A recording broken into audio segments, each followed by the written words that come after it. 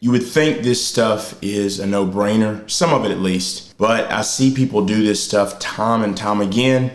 So I just want to put this list out here very quickly. There's obviously more things that you should not do in crypto, and there's certainly things that you should. I'm not a financial advisor, but things that I would think you would want to do to be successful. These are just some thoughts I have on things not to do. Now, if you like the content today, do me a favor, smash the like button. Also, subscribe and hit the bell for notification. No particular order. I'm going to go ahead and start off. For number one, don't just go around trusting everything that crypto YouTubers say. You need to do your own research. I know I say that all the time, but I truly mean it. That's why I go through all the links I do to put links in the description. You got to pay attention to the message, and you can learn a lot on YouTube about crypto. You have to see what angle people are coming from. See, my videos, you'll notice most of the time are simply just about me bringing education around a certain crypto. I'm literally telling you about the team, what it does, even for projects I don't hold. So what am I trying to do? I'm trying to educate. Now, I think it's okay for people to sell stuff. People do need to make a living, but you just have to pay attention to what the motive is. You can't just go hop into a coin because a big crypto YouTuber says it. It's flat out dangerous and it'll get you wrecked. Number two, don't send crypto to the wrong wallet. I don't literally mean something as simple as don't send Ethereum to a Solana wallet. Now, you don't want to do that, but it does go deeper than that. You got to pay attention, especially if you're on an exchange, to what network you're sending said crypto to. So a lot of these stable coins are on different networks or different blockchains, right? So you want to make sure that you're sending it to the right one. You don't want to send Tether on Binance Smart Chain to an Ethereum wallet. Also, a lot of coins start out on Ethereum, but they migrate to another blockchain, right? Ethereum is kind of like a starter for them. If they haven't fully migrated, they can be on two different blockchains. So you have to pay attention to that. Number three, don't day trade. If you know what you're doing, that's one thing, right? Most people don't even have success at day trading in the equities market, let alone trying to day trade in the crypto market, which is basically as volatile as it gets.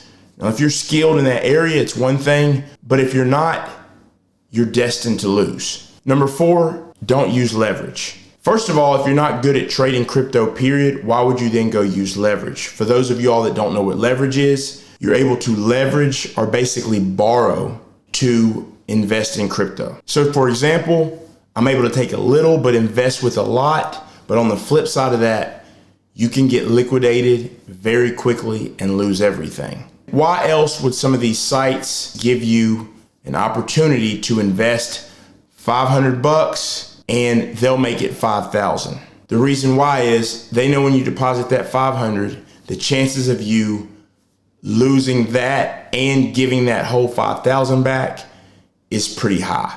Nothing against it if you're good at it and skilled, but if you're not, it's just going to be a disaster. Number five, don't buy bullish green candles. If the candle has just shot up like crazy, do not just go into it like that. You will get wrecked. You got to understand, there's always going to be retest. And how many times have you heard it? How many times have you heard, never going to see $40,000 Bitcoin again? Never going to see 20,000 again. Never going to see this price again. Look, you're going to see it again. It's one thing to make the statement that you're never going to see a $5,000 Bitcoin again. But to sit here right now and say we're never going to see a $30,000 Bitcoin again, we don't know. Don't just go be so eager to hop in to a green candle. You got to just play it slowly. You will have your opportunity. And remember, just because this coin takes off doesn't mean that another one's not about to. So don't squander away your opportunity on one that's about to come back down to earth when you could have just waited it out and got into it later or got into another project. Especially as a trader, you'll learn to just sit back, take it in, you'll see patterns, and you'll learn some stuff that way, but also you can learn up on the fundamentals and learn why it took off. Because news changes quickly, so keep that in mind. Number six, don't panic sell. I've seen the market go up like crazy. We saw the market last May tumble. I didn't panic at all. I just waited it out. That doesn't mean if you have good information, you can't operate off of it, but you're not going to get ahead by selling lows and buying high. That is not a strategy that's going to work. So just make sure you're not panic selling. Number 7, don't ignore taxes. Depending on your jurisdiction, wherever you are in the world, taxes are different, and you should seek the counsel of a tax advisor. But if you know you have taxes to pay, why try to avoid it? Let's just take $100 for example. Even if somewhere the taxes were 50%, and I got $100 that I've made in profit, and I'm gonna have to pay that in taxes and end up with $50. Is $50 after taxes better than zero? It's simple math. Yes, it is. And you can also seek an advisor to figure out ways to minimize the tax burden, but plan it out. So you need to learn some of that so that you can adequately know what to do before it comes time for taxes. Don't ignore it. You're gonna have to face it at some point in time regardless. Number 8, don't just trust any email. There's scammers all over the place. You're gonna see it a lot. You'll get messages from MetaMask. You'll get messages from, even fake messages from Coinbase, right? If you know you didn't set up for a certain email or request help, check it out. At the top of the email, go and click on it. You'll see it'll say something like Roxy 205-379. Has nothing to do with Coinbase. It looks like Coinbase's site and like an email that they maybe sent, but it's not them.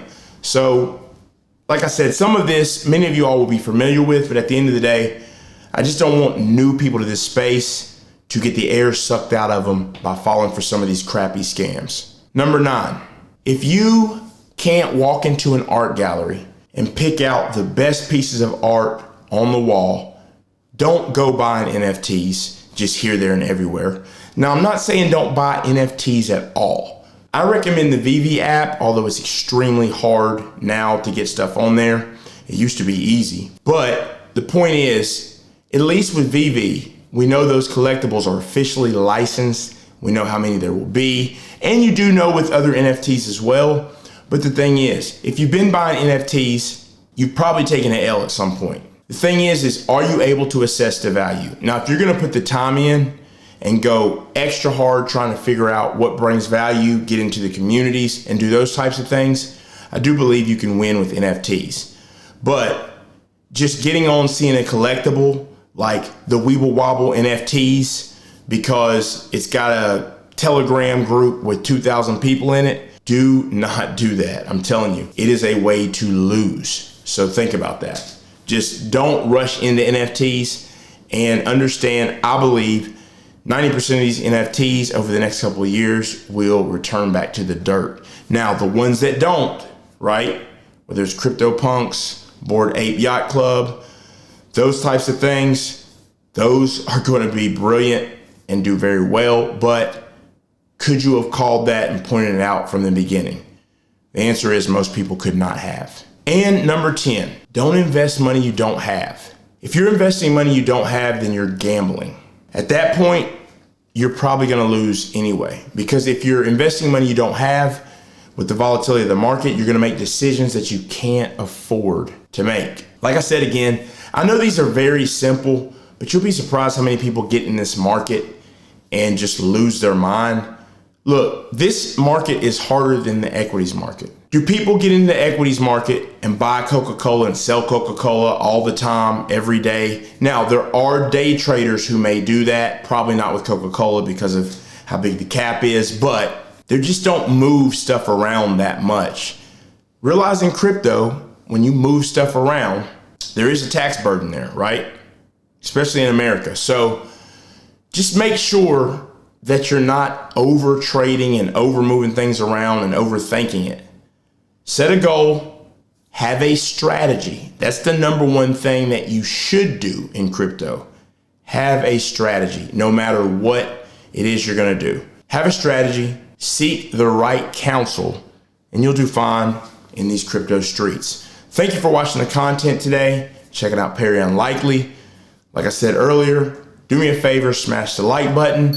Also, subscribe, hit the bell for notification. And the best thing you can do to help my channel is to share with a friend, and I'll see you next time.